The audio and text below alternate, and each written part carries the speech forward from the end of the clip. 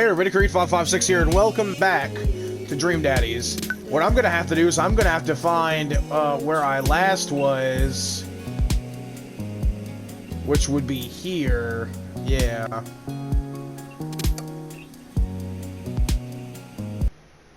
Welcome. You've got dads. So I was here. Alright, message. I had to go back because I recorded the last part, and then I forgot to save the recording, so I have to redo all this. Save and continue. You had plenty of carbs the night before, big game. What you do when you don't have to will determine where you'll be in English good. Whatever job you want, just make sure it includes health insurance. Took some time for our schedules to line up, but I was finally able to find a weekend where Craig and I could go camping. He always stays so busy with work and the kids, but it's good to know that he'll just be able to spend some time relaxing together in nature.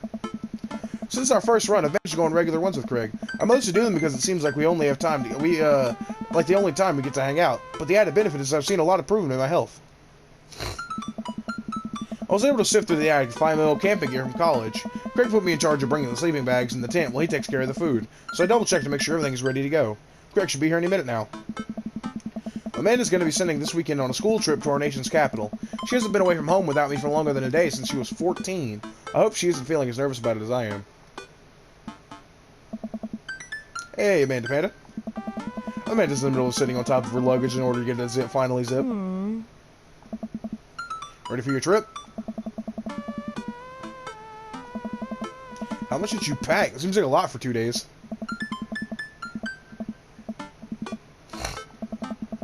Are you even gonna have time to take pictures?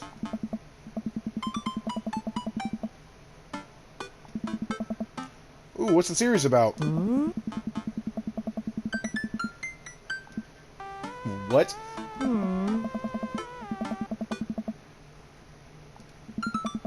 Oh, well, I'm gonna be in the woods, out there in nature, you know, roughing it. Just me and Mother Nature, the good old Madre de trees. Are you gonna be alright on your own? I'm not gonna have any signal out there. I won't be able to text or call you at all.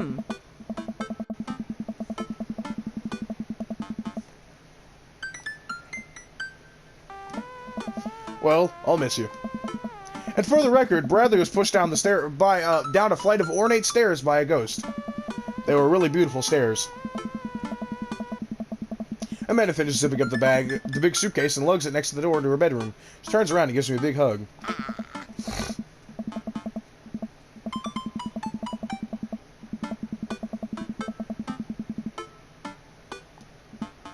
Oh, well, alright. Don't steal anything, okay?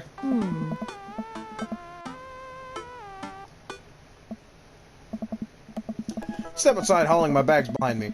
Craig's already strapped some camping gear on top of my modest but stylish car. He noticed me carrying my equipment and hurries over to take it from me.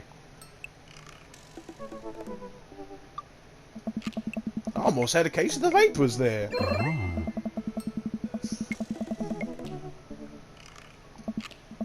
Remember, it's your weekend to relax. Take it easy. Yep, on our way to a school trip to Washington, D.C. What about your offspring? I load the rest of the stuff into Craig's car and we get in. What's wrong? Are you worried that someone's going to break into your house and cold press some carrots? Just try to relax, man. Let the juicer float away. Take all your worries and blend them into pulpy good vibes. Craig takes a deep breath. Do you have anything to listen to?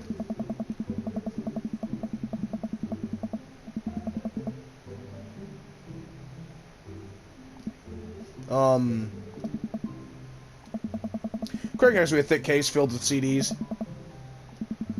I thumbed through page after page of kids sing-along CDs. Oh yeah, Twinkle Twiddle Little Star takes me back. I get to the end of the case to find, in the very last slot, a blank CD with Craig's handwriting on it. DJ Keg Stands Mega Mix Volume I.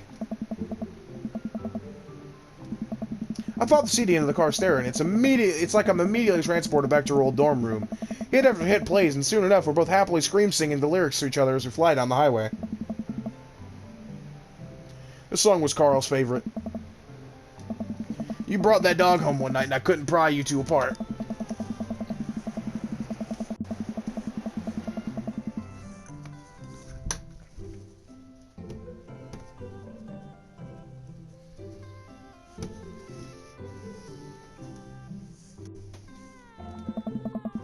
And then we had a room inspection. And Carl was just under a blanket. Man, we did some dumb things back in college. The hours fly by as we belt out tunes in whatever non-existent key our voices register in. Soon enough, we're surrounded by lush trees and spectacular vistas of everything amazing that nature has to offer. Real good. We park our car at the entrance to a familiar trail and load up our gear onto our backs. I'm thankful I've been working on my health over the past couple of weeks, otherwise I'd be dreading all this hiking that's about to happen.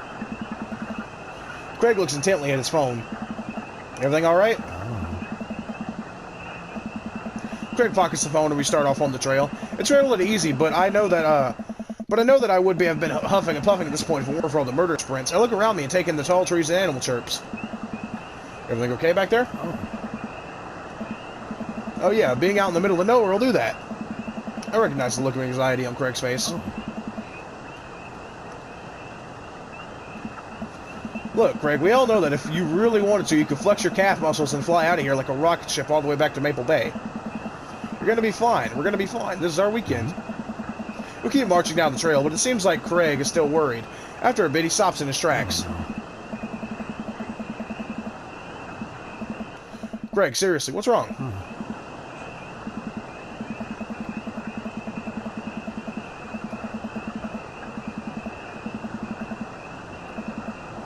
Let me tell you, that feeling never goes away, no matter how old your kids are. You just gotta remind yourself that they're in good hands. Craig doesn't say anything. I give him a reassuring punch on the shoulder. Try to remember why we came out here. The plan was to get away from it all and just focus on ourselves for this little trip. No distractions, no cell phone service, just two dads relaxing out in the woods. Craig looks at me directly. Why is that doubled? Directly in the eyes. We're gonna have some fun this weekend.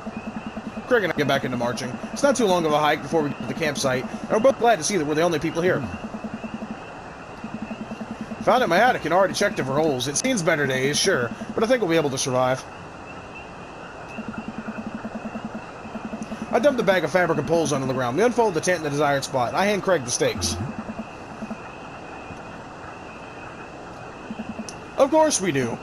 We do not.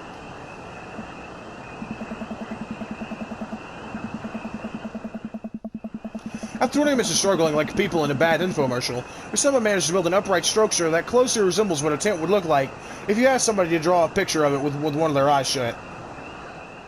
Oh, if you asked somebody to draw a picture of one with their eyes shut. I wouldn't put this up against a storm, but I think we'll be able to survive for the night. We set up a couple chairs and our cooking equipment, admiring our handiwork. Hey. Look upon the kingdom we have built. Look upon this rock where we shall clear our meats and drink our brews. For we hold dominion over this land.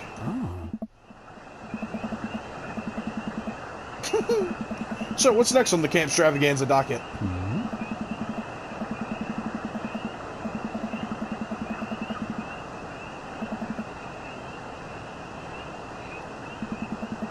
Craig and I venture into the woods. We amble along, taking our time to chat and admire the wildlife.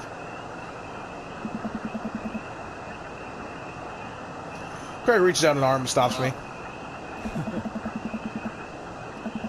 I look over where he's pointing. Oh my god, it does. That tree looks like a...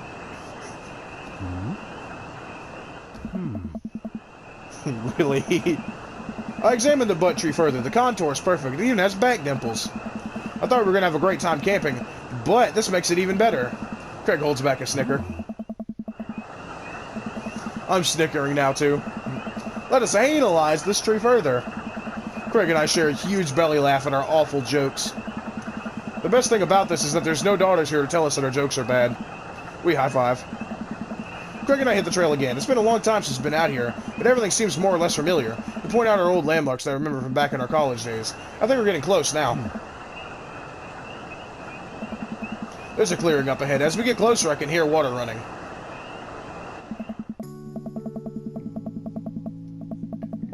Cresting over a hill, Craig and I are greeted by a wide clearing surrounded by trees. In front of us is a beautiful waterfall spilling into a large body of water that runs into a river.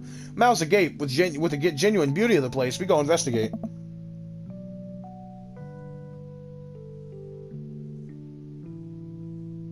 Bro! Nature is so rad. Peering further, we get an idea of how deep the pool is. This old dad is here happy on dry. I was happy here on dry land. Didn't even bring swimming trunks. Crick immediately begins taking his clothes off. Yes. Oh.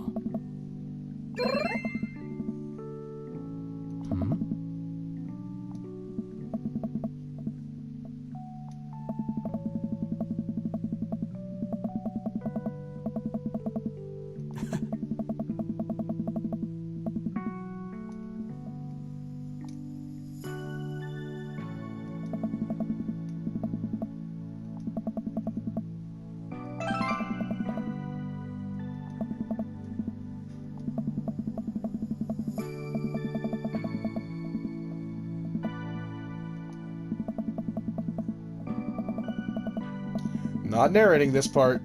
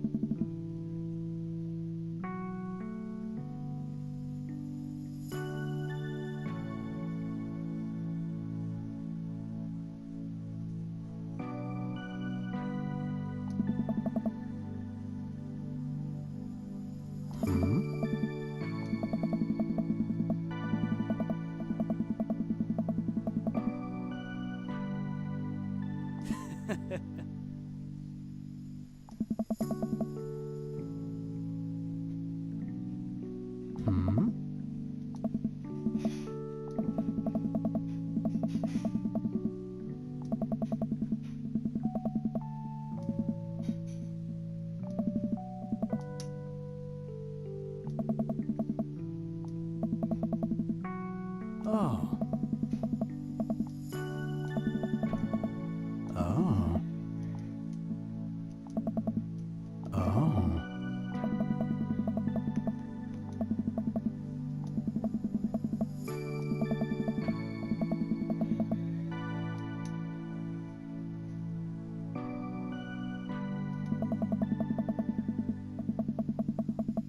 Huh?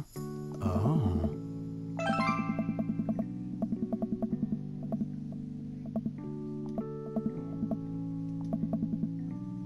Hmm?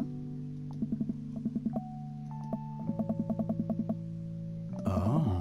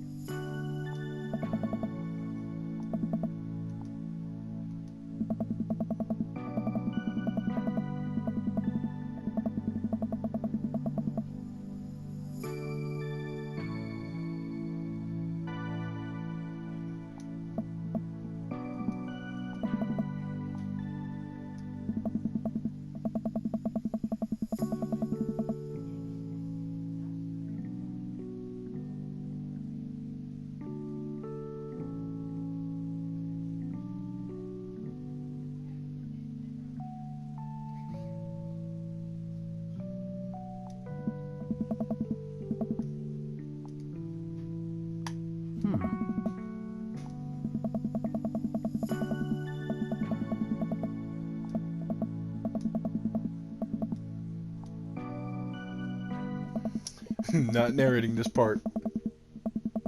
Solving. Oh, I'll narrate this part. Solving what we hike back to our camp and unpack everything we need for dinner. Craig pulls out a couple of steaks and some chopped potatoes and tinfoil.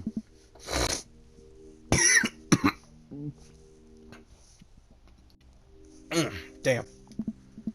Hey man, take a seat. The correct train is pulling into the relaxation station. I'm your conductor. Let me cook for you. Craig cooks now. I remember his entire sophomore year diet consists of microwavable mac and cheese, but not microwaved, and have trouble believing the thing he just said. At least let me start the fire. Oh.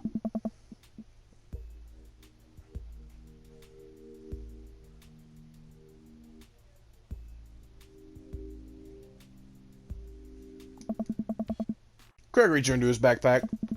He rumbles around in his bag, pulling things out and checking every pocket. Uh-oh. Oh.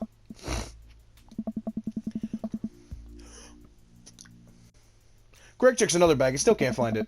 My stomach grumbles, and now I'm more acutely aware how cold and wet I am. We really need his fire started. Okay, well, it's not the end of the world. I don't know. Don't be. We can figure this out. We can start a fire. We're smart guys. I mean, how hard could it be? I've watched plenty of survival programs on TV. If a naked reality star can do it, so can we. We'll need some wood. I juggle the trees around us. And some tinder. Oh. And then I think some ancient aliens are supposed to come by and give us advanced technology. Or renovate our house, depends on the show. Greg and I gather a variety of wood, bark, and moss until we have all the materials that could conceptually make a passable-looking campfire. Mm-hmm. That's the fun part.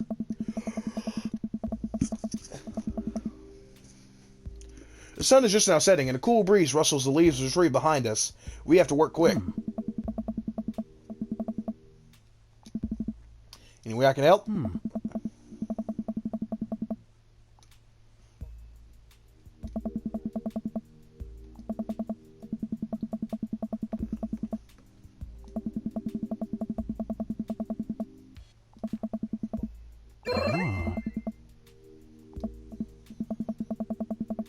Okay, don't want your tears putting out the fire.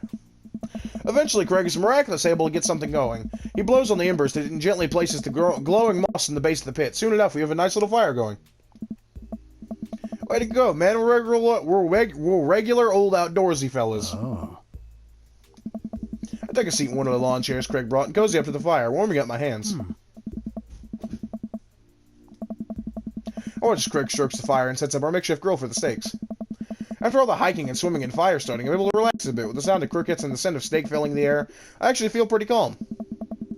Craig expertly steers two steaks in the pan he's been heating up on the fire, cracking thyme and crushing ginger over it while basting them both in butter. Wow, I know who's actually good at cooking. The fanciest I ever saw him in college is when he started sprinkling the seasoning packet on the dry ramen and eating it straight. God. When did this happen? You used to eat cereal every morning with beer instead of milk. Oh.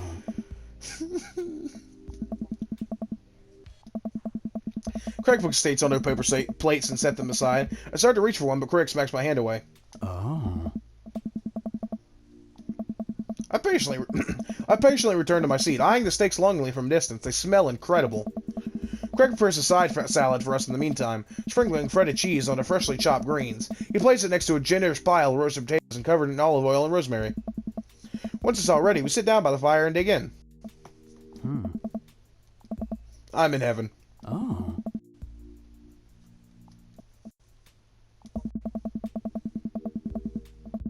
Remember how for an entire semester we would eat burritos, breakfast, lunch, and dinner? Look at you now, man. You have kids, great job, and now you can cook like a vengeful wizard whose arch nemesis is microwavable food. I'm really impressed with how much you've gotten your life together. Craig laughs, but there's no humor in it. Glance at Craig while he picks at the salad. He really grew out of his baby face, but there's something in his expression that makes him seem so much older than he is. A sense of maturity he didn't have in college. He looks exhausted. You okay? Oh. Come on, dude. I've known you for long enough to see when you're down. Oh, man.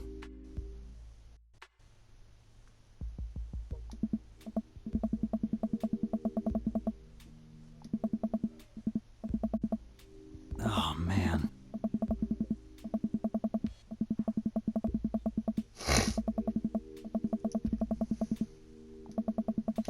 And then you work out a lot so you can crush down anyone who stands in their way.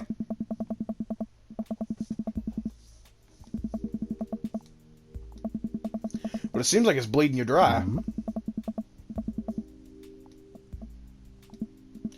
Craig, buddy, I know where you're coming from here, but you gotta take care of yourself, too. Hey!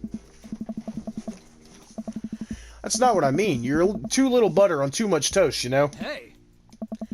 You're spreading yourself too thin. Life needs balance. It's great that you care this much about your kids, but you can't neglect your own needs because you're too busy taking care of what everyone else is. You matter, too. Know.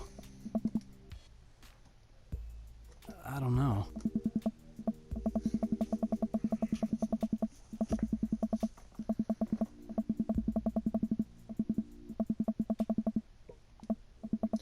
Craig, you're trying your best and you're doing an amazing job. That's a fact. But even if you weren't, you'd still deserve happiness. Oh, man.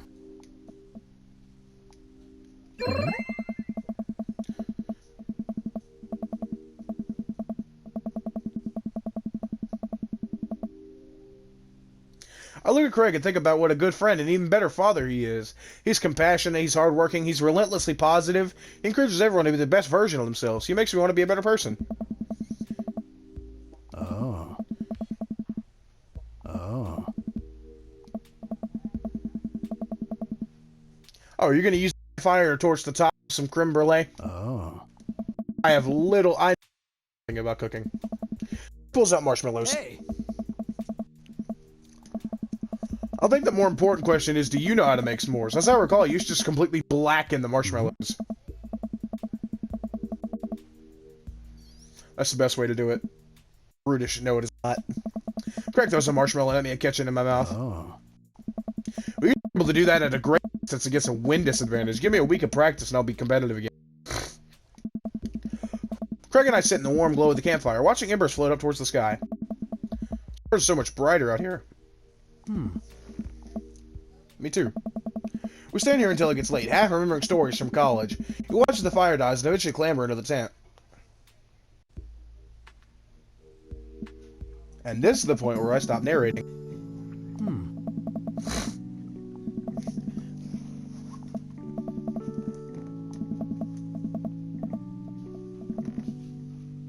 Hmm.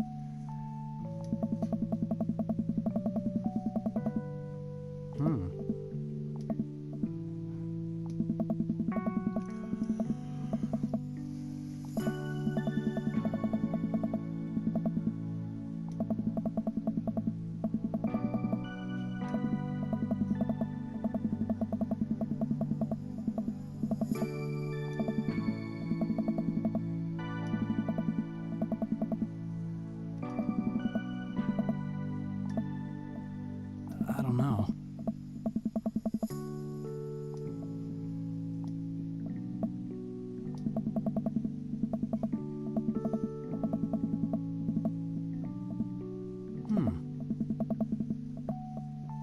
Oh.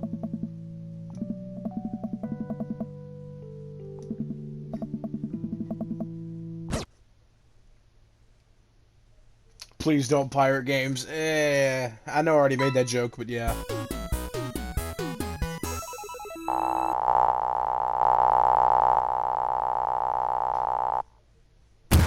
That was a gold medal performance for sure.